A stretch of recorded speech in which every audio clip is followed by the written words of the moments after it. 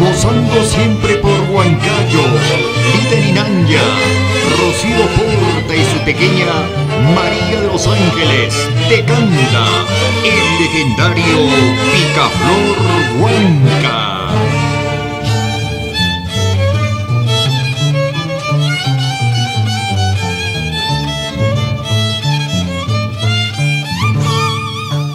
No me amenaces, no me amenaces, que puedes salir perdiendo.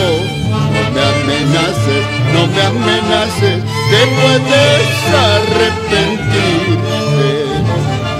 No me amenaces, no me amenaces, que puedes salir perdiendo. No me amenaces, no me amenaces, que puedes arrepentirte. Desde hace tiempo dejé de amarte y lo vengo ocultando.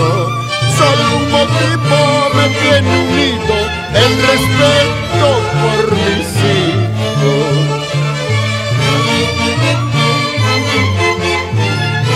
Ya sabes, no me amenaces, no me amenaces, que puedes salir perdiendo.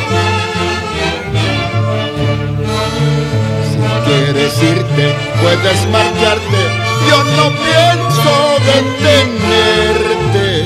Solo te pido que nunca vuelvas y te olvides de mis hijos. Si quieres irte, puedes marcharte, yo no pienso detenerte. Solo te pido que nunca vuelvas y te olvides de mis hijos. Fuiste tú misma la que buscaste separarte de mi lado. Ni el llanto triste de nuestros hijos te importó desvergonzada.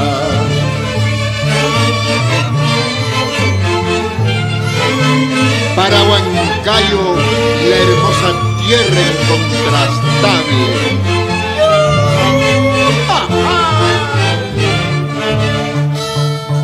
Es muy grande y poderoso que nunca me abandona. Te juro que con el tiempo las heridas cicatrizan.